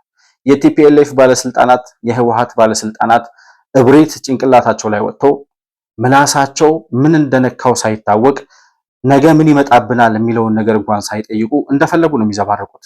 ሚዲያ ካሜራ ፊት ለፊታቸው ይጠመድላቸው እንጂ ስለሚያወሩት ነገር ነገ ከነገ ወዲያ ምን ያመጣብናል የሚል ጥንቃቄ አያደርጉም። አንዱ የህወሓት ባለስልጣን ከአንድ ወር በፊት ምናምን ይመስለኛል የሆነ ሚዲያ ላይ ቀርቦ ከአልሸባብ፣ ከሐውቲ፣ ከአይኤስ ከሁሉም ቡድኖች ጋር በጋራ እንሰራለን ሲል ተናግሮ ነበር። የአሜሪካ መንግስት የኢስላሚክ ቴሮሪስት ግሩፖችን መዋጋት አለብን የሚል ሰነድ ይዞ ሲመጣ የኢትዮጵያ ልዑካን የኢስላሚክ ቴሮሪስት ግሩፕን መዋጋት ካለብን አሁንም ይሄው ቲፒኤልኤፍ የሚባል ቡድን ከአልሸባብ፣ ከሐውቲ አማጽያን፣ ከአልቃኢዳ ጋር በጋራ እንደሚሰራ የራሱ የህወሓት ባለስልጣን የሆነ ሰው የተናገረው ቪዲዮ ይሄውላችሁ ሲሉ የህወሓቱ ባለስልጣን ያወሩትን ወሬ ከአሸባሪዎች ጋር ከነ አልሸባብ ጋር በጋራ እንሰራለን ብለው የተናገሩትን ቪዲዮ ለአሜሪካ ባለስልጣናት የኢትዮጵያ ልዑካን ቡድን አስገብተዋል። አሁን ህወሓት የአሜሪካን ኢንጌጅመንት የሚፈልግ ነው። ህወሓትን ለማጥፋት አሜሪካ ከኢትዮጵያ ጎን ተሰልፋ መዋጋት አለባት ምናምን፣ እሱ ተራ ፖለቲካ ነው። ህወሓት አሁን ከማል በላችሁ ከሚሊሻ የሚያልፍ አቅም የለውም። ከኢትዮጵያ መንግስት የበለጠ ከመከላከያ ሰራዊት የበለጠ አቅም ኖሮት አይደለም። ነገር ግን ይሄ ቡድን እየፈጸመ ያለውን ወንጀል ዓለም ማወቅ ስላለበት የኢትዮጵያ ልዑካን ከአሸባሪዎች ጋር በጋራ እንሰራለን ሲል አፉን ሞልቶ የተናገረውን የህወሓት ባለስልጣን ቪዲዮውን ከነማስረጃው ወስደው ለአሜሪካ መንግስት አስገብተዋል። እንግዲህ ይህ ስምምነት ከተፈራረሙ በኋላ ደግሞ ወደ ኢትዮጵያ መጥተው የኢትዮጵያ መንግስት በዚህ ቡድን ላይ የሚወስደው እርምጃ ያለምንም ጥያቄ በ4 ነጥብ ወደ መቃብር የሚልከው እንደሚሆን ያለምንም ጥርጥር መናገር እንችላለን። ምክንያቱም ከአሸባሪዎች ጋር እሰራለሁ ብሎ ተናግሯል። እነዚህን አሸባሪዎች ደግሞ አሜሪካ በግንባር ቀደም ጠላትነት የፈረጀቻቸው ናቸው። ከአሜሪካ ጠላቶች ጋር በጋራ ተባብሬ እሰራለሁ የሚል የትኛውንም ቡድን የኢትዮጵያ መንግስት ጨፍልቆ ቢረግጠው ምንም የአሜሪካ መንግስትም ምዕራባውያንም ሊቃወሙ የሚችሉበት ምንም አይነት እድል አይኖርም። ስለዚህ ህወሓት በራሱ ጊዜ መቃብሩን እየቆፈረ ያለበት ሁኔታ ነው ያለው ማለት ነው። እንደዚህ አይነት እንደ አልሸባብ፣ አልቃኢዳ እና እንደ አይኤስአይኤስ አይነት አሸባሪ ቡድኖች በመጀመሪያ ደረጃ ከኢትዮጵያ በላይ የአሜሪካ ጠላት ናቸው። እንግዲህ አልቃኢዳ በ2001 ይመስለኛል በፈረንጆች አቆጣጠር በኦሳማ ቢንላደን የተመራው የአልቃኢዳ የሽብርተኛ ቡድን በአሜሪካ መንትያ ህንፃዎች ላይ ያደረሰውን ጉዳት እናስታውሳለን። ከዛን ጊዜ ጀምሮ ነው አሜሪካ የሽብርተኞች ሰለባ መሆኗን ስታረጋግጥ የሽብርተኞች ህግን በመላው ዓለም ተፈጻሚ እንዲሆንና ሽብርተኛን ከሚዋጉ ሀገሮች ጋር የተለያዩ በጀቶችን በመመደብ ሽብርተኝነትን እንዋጋ የሚል እንቅስቃሴ በሰፊው ማድረግ የጀመረችው ከዛ ጊዜ ጀምሮ እንደሆነ ይታወቃል። ስለዚህ አልቃይዳ የሚባለው አሸባሪ ቡድን ግንባር ቀደም ጠላትነቱ ለአሜሪካ ይሆናል ማለት ነው። አልሸባብን ከወሰድን አልሸባብን አጠፋለሁ ብላ ሶማሌ ገብታ ነበር አሜሪካ ከስንት ዓመት በፊት መለስ ዜናዊ በህይወት እያለ መለስ ዜናዊ ጠቅላይ ሚኒስትር እያለ የአሜሪካ መንግስት ሶማሊያ ውስጥ ገብቶ ከአልሸባብ ጋር ጦርነት ወይም ውጊያ ገጥመው ነበረ የአሜሪካ ወታደሮች። ነገር ግን አልሸባብን አልችለው ብለው የአሜሪካ ወታደሮች ተቀጥቅጠው እየሮጡ ከሶማሌ መውጣታቸውን እናስታውሳለን። ከዚያ በኋላ የኢትዮጵያ መንግስት ፓርላማው ሳይፈቅድለት ፓርላማው እየተቃወመ ሶማሌ ገብተን ለምንድነው የምንዋጋው እያለ መለስ ዜናዊ በግድ ፓርላማውን አስፈቅዶ የኢትዮጵያ መከላከያ ሰራዊት ሶማሌ እንዲገባ ተደርጎ በእርግጥ ብዙ ዋጋ የተከፈለበት ሰራዊቱ ብዙ መስዋዕትነት የከፈለበት ውጊያ ቢሆንም የኢትዮጵያ መከላከያ ሰራዊት ግን የአሜሪካ መንግስት የአሜሪካ ወታደሮች ያን ሁሉ ዘመናዊ መሳሪያ ተሸክመው በዘመናዊ ስልጠና ታጅበው ያልቻሉትን የአልሸባብን ቡድን የኢትዮጵያ መከላከያ ሰራዊት አከርካሪውን ሰብሮ አሁን መሬት ለመሬት የሚንፏቀቅ ተራ የመንደር አሸባሪ ቡድን እንዲሆን አድርጎታል። ይህን ያደረገው የአሜሪካ መንግስት ያቃተውን የኢትዮጵያ መንግስት የኢትዮጵያ መከላከያ ሰራዊት ተዋግቶ ነው አልሸባብ ዛሬ የደረሰበት አለ የለም የሚባልበት ደረጃ እንዲደርስ የሆነው ማለት ነው።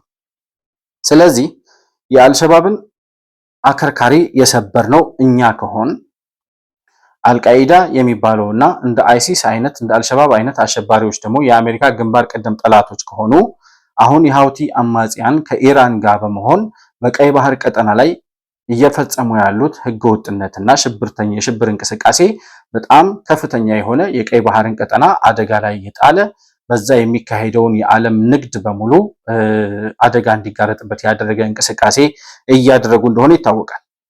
ስለዚህ አልሸባብን አከርካሪውን የሰበርነው እኛ ነን። የሃውቲ አማጽያን ደግሞ ቀይ ባህር ላይ ወጥተው እንዲፈነጩ የሆነው ደግሞ እኛ ከቀይ ባህር በመራቃችን ነው። ስለዚህ እኛ ምን እናርግ? ምን አርጉ ነው የምትሉን? አሉ አሜሪካኖች። ምን አርጉ ነው የምትሉን ታዲያ? አዎ አልሸባብና አልቃይዳ አይሲስ እና ሃውቲ የአሜሪካ ግንባር ቀደም ጠላቶች ናቸው። ነገር ግን እናንተ አልሸባብን ኢትዮጵያ እንዳጠቃችና ኢትዮጵያ እንደደመሰሰችው እንዳጠፋችው ይታወቃል። የሃውቲ አማጽያንም ቢሆኑ ከኢትዮጵያ አቅም በላይ እንዳልሆኑ ይታወቃሉ።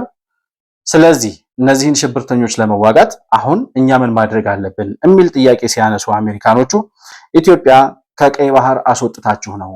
ኢትዮጵያ ታሪካዊ በሆነ ስህተት ከቀይ ባህር እንድትገነጥልና እንድትነጠል በመደረጉ ምክንያት የሃውቲ አማጽያን የቀይ ባህርን ቀጠና የግል መፈንጫቸው አድርገው የዓለም የባህር ላይ ንግድ አደጋ ላይ እንዲወድቅና ተጽዕኖ እጅግ በጣም ከፍተኛ በሆነ ደረጃ ስጋት ላይ እንዲቆይ ያደረጋችሁበት ሁኔታ ኢትዮጵያን ከቀይ ባህር ተገልላ እንድትቆይ በማድረጋችሁ ምክንያት ነው። ምክንያቱም ኢትዮጵያ ቀይ ባህር ላይ በነበረችበት ጊዜ በደርግ ዘመንም ይሁን በንጉሱ በጃንሆይ በኃይለ ሥላሴ ዘመን በዛን ዘመን የኢትዮጵያ የቀይ ባህር አክሰስ ባለቤት በነበረችበት ጊዜ የአሰብና የምጽዋ ወደቦች በኢትዮጵያ ስር በነበሩበት ጊዜ በዚህ አካባቢ ምንም አይነት የሽብርተኝነት እንቅስቃሴ አልነበረም። የኢትዮጵያ ባህር ኃይል ቀጠናውን አስከብሮ አካባቢውን ሰላም አስከብሮ ነበረ ይኖር የነበረው። ነገር ግን ወያኔ የሚባል የሽብር ቡድን ወደ ኢትዮጵያ ዙፋን ሲመጣ መጀመሪያ ያደረገው የኢትዮጵያን ባህር ኃይል ማፍረስ ነበር።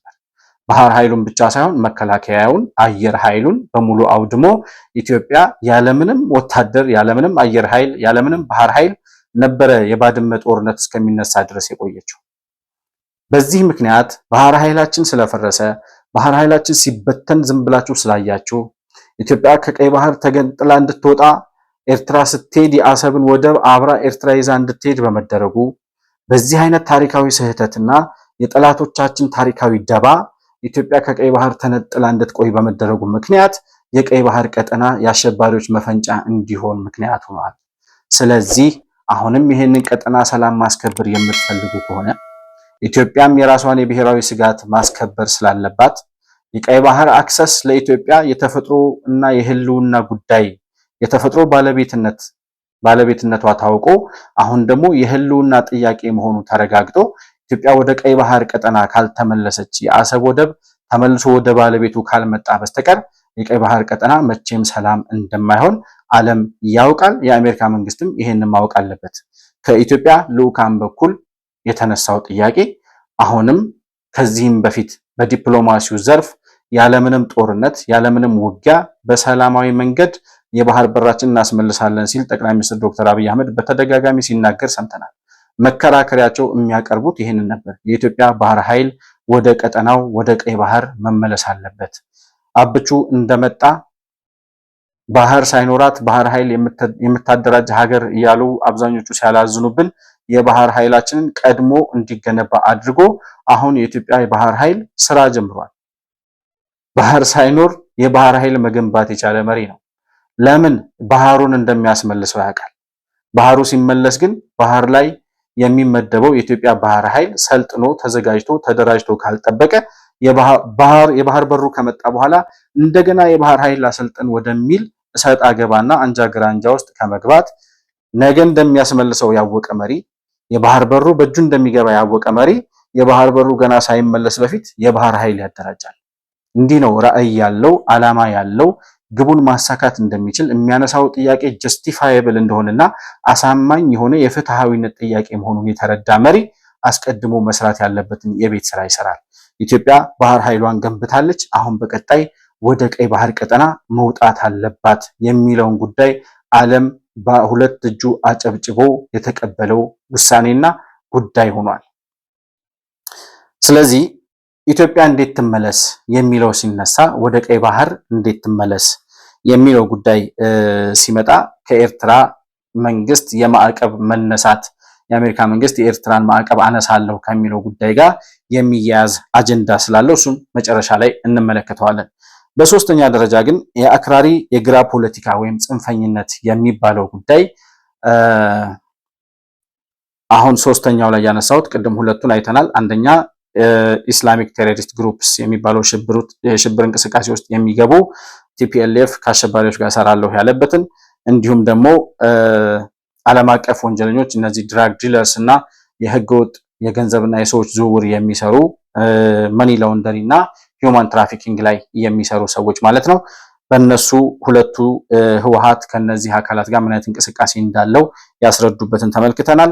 አክራሪ የግራ ዘመም ፖለቲከኞች ወይም ደግሞ ጽንፍ የረገጡ ፖለቲከኞች የሚባሉት አካላት ደግሞ እነዚህ በሽብርተኝነት ተፈርጀው መዋጋት አለብን የሚል የስምምነት ሰነድ አሜሪካ ይዛ ከመጣች አሜሪካ ተቀምጠው የተለያዩ የሽብርተኛ ቡድኖችን የሚደግፉ ኢትዮጵያን ለማተራመስ የሚሰሩ ኢትዮጵያ ውስጥ ያሉ ታጣቂ ቡድኖችን መሳሪያ እየገዙ የሚልኩ የሚያስታጥቁ ንጹሃን እንዲገደሉ መሳሪያ እየላኩ የሽብር ስራ በኢትዮጵያ ውስጥ እንዲፈጸም የሚያደርጉ ገንዘብ በህገወጥ መንገድ እየላኩ የኢትዮጵያን ገበያ እንዳይረጋጋ በብላክ ማርኬት የተለያዩ ስራዎችን የሚሰሩ ገንዘብ እያዋጡ ለታጣቂ ቡድኖች የሚልኩ በአጠቃላይ ኢትዮጵያ ውስጥ ያሉ የሽብር እንቅስቃሴዎችን የሚደግፉ ከሽብርተኞች ጋር ፋይናንሰር በመሆን የተለያዩ የሐሳብና የገንዘብ ድጋፎችን በማቅረብ ከዚያም አልፎ የጦር መሳሪያዎችን በተለያዩ መንገዶች ወደ ኢትዮጵያ በመላክ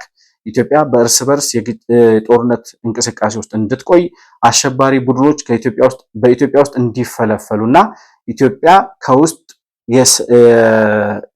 የእርስ በርስ ግጭት እንዳትወጣ በኢትዮጵያ ሰማይ ስር ሰላም እንዳይሰፍን የሚያደርጉ አሜሪካ ውስጥ ተቀምጠው እንደዚህ አይነት የሽብር ስራዎችን የሚሰሩ ሰዎች እናንተ ጉያ ውስጥ ዋሽንግተን፣ ዳላስ፣ አትላንታ እና ኒውዮርክ ተቀምጠዋል።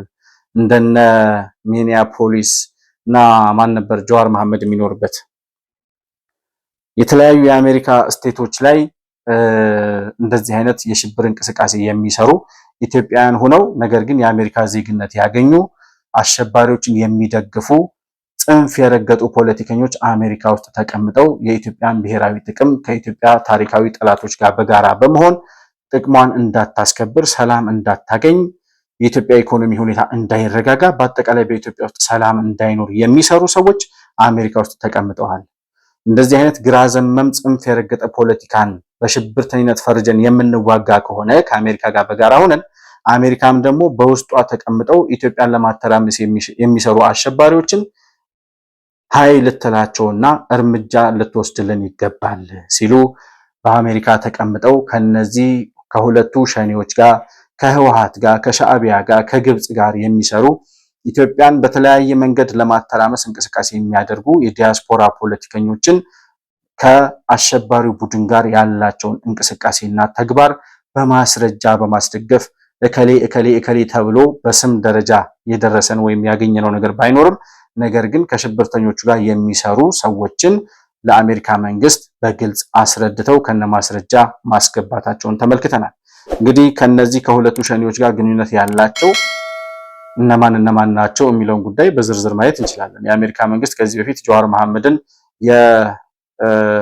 የኦነግ ሸኔ ፋይናንሰር ነው ሲል ጥያቄ አንስቶበት እንደነበርና ከአሜሪካም ተባሮ መውጣቱን ተመልክተናል፣ ሰምተናል። ከዚህ በፊት በነበረ መረጃ ከፋኖም ጋር ከኦሮሚያው ሸኔም ጋር ከአማራው ሸኔም ጋር ከህወሓትም ጋር ያላቸው እንቅስቃሴ ውጭ ሀገር ያሉ ዳያስፖራዎች በንቃት ሊመለከቱት ይገባል። ምናልባት እስካሁን የገቡት ስህተት እንዳለ ሆኖ ከዚህ በኋላ ቢያንስ ለቤተሰቦቻቸው እንደው ለልጆቻቸው መትረፍ ካለባቸው ከእንደነዚህ አይነት የሽብር ቡድኖች ጋር ያላቸውን ግንኙነት ማቆም ለነገ የማይባል ውሳኔ ይሆናል ማለት ነው። ኢትዮጵያ እንዴት ወደ ቀይ ባህር ትመለስ የሚለውን ጉዳይ ስናነሳ አሜሪካ የኤርትራን ማዕቀብ ልታነሳ ነው የሚለውን ነጥብ እናገኛለን። ምን አገናኘው? ኢትዮጵያ ወደ ቀይ ባህር እንዴት ትውጣ የሚለው ጥያቄ የኤርትራ ማዕቀብ ከመነሳቱ ጋር ምን ያገናኘዋል የሚል ጥያቄ የሚያነሳ ሰው ካለ የአሜሪካ መንግስት በኢትዮጵያና በኤርትራ መካከል ጦርነት እንዳይነሳ ወይም ውጊያ እንዳይነሳ ከፍተኛ የሆነ ሚና እየተጫወተ ነው ያለው። ይሄ ጦርነት እንዳይነሳ ከተፈለገ ደግሞ ኢትዮጵያ ያነሳችው የባህር በር ጥያቄ መመለስ አለበት። ምክንያቱም አብቹ ከዚህ በፊት በተደጋጋሚ እንዳለው በተግባሩም እየተመለከተ እንዳለው የኢትዮጵያ መንግስት ኢትዮጵያ በፍጹም ተዘግቶባት አትኖርም። የ130 ሚሊዮን ህዝብ ሀገር መውጫ ቀዳዳ መተንፈሻ በርና መስኮት አጥታ ተዘግቶባት አትኖርም። 1 ሚሊዮን % እርግጠኛ ነኝ ሲል ዶክተር አብይ አህመድ ሲናገር ሰምተናል ከዚህ በፊት። ይሄ ማለት አንድ መሪ በዚህ ደረጃ እርግጠኛ ሆኖ ተናገረ ማለት እንደሚያሳካው እርግጠኛ ነው ማለት ነው። ያ ሳይሆን በዚህ ደረጃ በኮንፊደንስ ወጥቶ አንድ መሪ ሊናገር አይችልም። አንደኛ የሄደበት መንገድ ፍትሃዊ እንዳልሆነ ይታወቃል። ፍትሃዊ ያለመሆኑ ብቻ ሳይሆን ተዘርፈን የተወሰደብን ወደብ እንደሆነ ይታወቃል። ኢትዮጵያ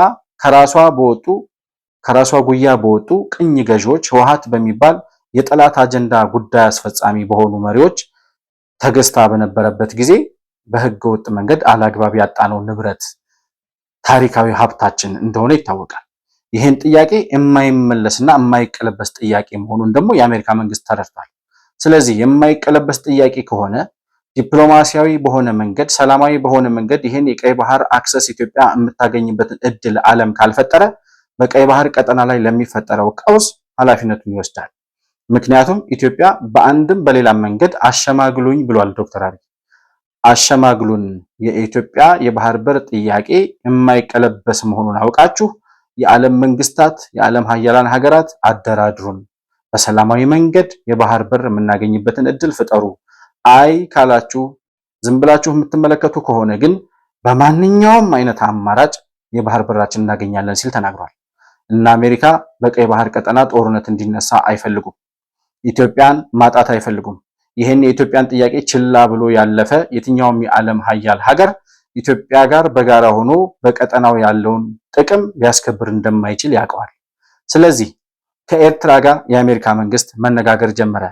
ከኤርትራ ጋር መነጋገር የጀመረው ኢትዮጵያ የጠየቀችውን የባህር በር የኤርትራ መንግስት እንዲሰጥ፣ የአሰብ ወደብን ወይ በጋራ ከኢትዮጵያ ጋር እንዲጠቀም፣ ካልሆነ ደግሞ ኢትዮጵያ የአሰብ ባለቤት መሆኗን የኤርትራ መንግስት አምኖ እንዲቀበልና የባህር በር ባለቤትነቷ ለኢትዮጵያ ተረጋግጦ እንዲመለስ፣ ይህ ሲሆን ደግሞ ኤርትራ ላይ የተጣለው ማዕቀብ እንዲነሳላት እንደ መደራደሪያ ወይም እንደ ሰጥቶ መቀበል የአሜሪካ መንግስት ያቀረበው የመደራደሪያ ሐሳብ። አሁን እየሰማን ያለነው መረጃ እንደሚያስረዳው የኤርትራ ማዕቀብ ሲነሳ ኢትዮጵያ የባህር በር ባለቤትነቷ ይረጋገጣል። ኢትዮጵያ የባህር በር ባለቤትነቷ ሲረጋገጥ አሜሪካና ኢትዮጵያ በጋራ የአሰብ ወደብን የቀይ ባህር አክሰስን ይጠቀማሉ ወይም ደግሞ የአሰብ ወደብን በጋራ ይጠቀማሉ የሚል መረጃ እየወጣ ነው። የቀይ ባህር ወይም ደግሞ የአሰብ ወደብን በጋራ መጠቀም ኢን ሴንስ አሜሪካ የአሰብ ወደብ ላይ ምናልባት የጦር ቤዝ ልትገነባ ትችላለች ማለት ነው። ልክ ጅቡቲ ላይ እንዳላት አይነት የጦር ቤዝ አሰብ ወደብ ላይም ልትገነባ ትችላለች። ከዛ ሲቀጥል ኢትዮጵያ በባለቤትነት የአሰብ ወደብን ትረከባለች ማለት ነው። የኤርትራ መንግስት ወዶ ሳይሆን በግዱ የአሜሪካ መንግስት ያቀረበለትን ጥያቄ ይቀበላል። የአሜሪካ መንግስት ያቀረበለትን ጥያቄ ባይቀበል ኢትዮጵያ በጉልበት አሰብን ትወስዳለች። የኤርትራ መንግስት ግን የአሜሪካ መንግስት ጥያቄ አልቀበልም ብሎ ወደ ውጊያ ቢገባ በእርግጠኝነት የአሜሪካ መንግስት ከኢትዮጵያ ጎን ይቆማል ማለት ነው። ይህን ስለሚያውቅ እየመጣበት ያለው ጫና እየመጣበት ያለው ተጽዕኖ እጅግ በጣም ከፍተኛ መሆኑን የተረዳው የኢሳያስ አፈወርቂ አሸባሪው የሻዕቢያ ቡድን የአሜሪካ መንግስት የመደራደሪያ ሐሳብ ያለምንም ማንገራገር መቀበሉን ከውስጥ የሰማናቸው መረጃዎች ያረጋግጣሉ። ስለዚህ አሁን በቅርቡ የኤርትራ መንግስታት ወደ አሜሪካ ይሄዳሉ ተብሎ ይጠበቃል። እንደዚሁ ኢትዮጵያ የተፈራረመችውን አይነት የውል ስምምነት እንዲሁም ደግሞ ማዕቀቡን የማንሳት ኤርትራ ላይ የተጣለውን ማዕቀብ ማለት ነው የማንሳት ስምምነት ሊፈጸም ይችላል ተብሎ ይጠበቃል። በጣም እጅግ በጣም አስገራሚው ዜና በቅርቡ ይሆናል ተብሎ እየተጠበቀ ያለው ነገር ግን እስካሁን ድረስ እንኳን በተቃዋሚዎቹ በመንግስት ደጋፊዎች በእኛ ዘንድ እንኳን ይሆናል ብለን የማንጠብቀው ነገር እንደሚሆን የውስጥ መረጃዎች እየጠቆሙ ይገኛሉ። ይሄ ጉዳይ ምንድን ነው? ኢትዮጵያና ኤርትራ ተመልሰው ወደ ሰላም የሚመጡበት እድል እየተፈጠረ መሆኑን ከውስጥ የሚመጡ መረጃዎች ያስረዳሉ። የኤርትራ ባለስልጣናት ወደ አሜሪካ ሄደው ከተመለሱ በኋላ ጠቅላይ ሚኒስትር ዶክተር አብይ አህመድ ወደ ኤርትራ እንደሚያቀኑ የውስጥ ዜናዎች ያስረዳል። እጅግ በጣም አስገራሚ ነገር ግን ኢትዮጵያ እየሄደችበት ካለው የዲፕሎማሲ አካሄድ አንጻር ውጤታማ የሆነ ዲፕሎማሲ የተሰራበት ያለምንም ጦርነት ያለምንም ተኩስ ያለምንም ውጊያ የቀይ ባህር ባለቤትነታችን የሚረጋገጥበት ጊዜ ቅርብ እየሆነ መምጣቱን ዓለም የሚያይበትና ኢትዮጵያም አሸናፊ የምትሆንበት ድል አድራጊነት የሚመዘገብበት ነው ብዬ አስባለሁ። እንግዲህ ከውስጥ የሚወጡ መረጃዎች እንደሚያስረዱት ከሆነ ጠቅላይ ሚኒስትር ዶክተር አብይ አህመድ በቅርቡ ወደ ኤርትራ ያቀናሉ። ከዛ በሚቀጥለው ጉዞ ደግሞ ኢሳያስ አፈወርቂ ወደ ኢትዮጵያ እንደሚጓዙ መረጃዎች ይጠቁማሉ። ምን ያህል እውነት ነው ይሄ ጉዳይ? የእውነት እንደተባለው ሊሳካ ሊሆን ይችላል ወይ? 100% ባይሆንም አሁን እየተመለከትን ባለነው የአሜሪካ መንግስት አካሄድ ኢትዮጵያና ኤርትራ ያለምንም ጦርነት የባህር በር አክሰስ ኢትዮጵያም የምታገኝበት ኤርትራ ላይ የተጣለው ማዕቀብ የሚነሳበት ኢትዮጵያና ኤርትራ ሲቻል ሲሆን በጋራ ሆነው የሚያድጉበትና የሚለሙበት የባህር አክሰሱንም ቢሆን የአሰብን ወደብ በጋራ ተጠቃሚ ሊሆኑ የሚችሉበትን እድል በእርግጠኝነት የአሜሪካ መንግስት እያጠናከረ እየሄደበት ነው። የኢትዮጵያ መንግስትም በዚህ ደረጃ በዲፕሎማሲያዊ መንገድ አሸናፊ ሊያደርገው የሚችለውን መንገድ እያረጋገጠ የመጣበት ሁኔታ ነው ያለው ማለት ነው። ስለዚህ በጣም በቅርቡ ኢትዮጵያ የቀይ ባህር አክሰስ ባለቤትነቷ ይረጋገጣል። ኢትዮጵያና ኤርትራ መካከል ተጋርጦ የነበረው የጦርነት አደጋ በጣም በአስገራሚ ሁኔታ ኢትዮጵያ በሄደችበት እጅግ በጣም ጥልቅ በሆነ የዲፕሎማሲ አካሄድ አንድ ጥይት ሳይሰማ ተመልሶ ወደ ሰላሙ የሚመጣበት እድል ሁለቱ ህዝቦች በጋራ ሊያድጉበት የሚችሉበት እድል እየተፈጠረ ነው። ይሄ እንግዲህ ለህወሓት አይነቱ የኤርትራ መንግስት ተደግፎ ኢትዮጵያን እወጋለሁ ብሎ ለሚመኘው አሸባሪ በጣም በእርግጠኝነት የሞት ያህል መርዶ እንዲሁም ደግሞ ወደ መቃብር አፋፍ እየገባ የነበረውን ቡድን ትንፋሽ አጥሮት እንዲሞት የሚያደርግ ውሳኔ ነው። ኢሳያስ አፈወርቂና ጠቅላይ ሚኒስትር ዶክተር አብይ አህመድ ከዚህ በኋላ ተገናኝተው የሚተቃቀፉ ከሆነ ያኔ ደብረ ጽዮንን እንዴት እንደሚሆን ለማየት በጣም ናፍቄያለሁ። እንግዲህ ሊሆኑ የሚችሉ ነገሮችን ከዚህ ጋር ተያይዞ የኤርትራ መንግስት ወደ የኤርትራ ባለስልጣናት ወደ አሜሪካ ሂደው በቅርቡ ይፈራረማሉ የተባለው ስምምነት አለ። እንዲሁም በኢትዮጵያና በኤርትራ መንግስት መካከል በቀይ ባህር አክሰስ ጥያቄያችን ጉዳይ ላይ የሚወጡ አዳዲስ መረጃዎችን በቀጥታ ወደ እናንተ ይዘን የምንመጣ ነው የሚሆነው። ለዛሬ ግን የነበረኝ ፕሮግራም ይህንን ይመስላል። በእርግጠኝነት ቀጣይ ስለ አሰብ ወደብ የምንሰራው መረጃችን አዲስ ሰበር ዜና ይዘን የምንመጣበት እንደሚሆን ተስፋ አድርጋለሁ። ለዛሬ የነበረኝን ፕሮግራም በዚሁ ነው የማጠናቀቀው። ባነሳነው ሐሳብ ላይ ያላችሁን ሐሳብና አስተያየት በኮመንት መስጫው ላይ ልታሰፍሩልኝ እንደምትችሉ በድጋሚ ለማስታወስ እወዳለሁ። መሆን መልቲሚዲያን ላይክ፣ ሰብስክራይብ እና ሼር ማድረጋችሁን አትርሱ።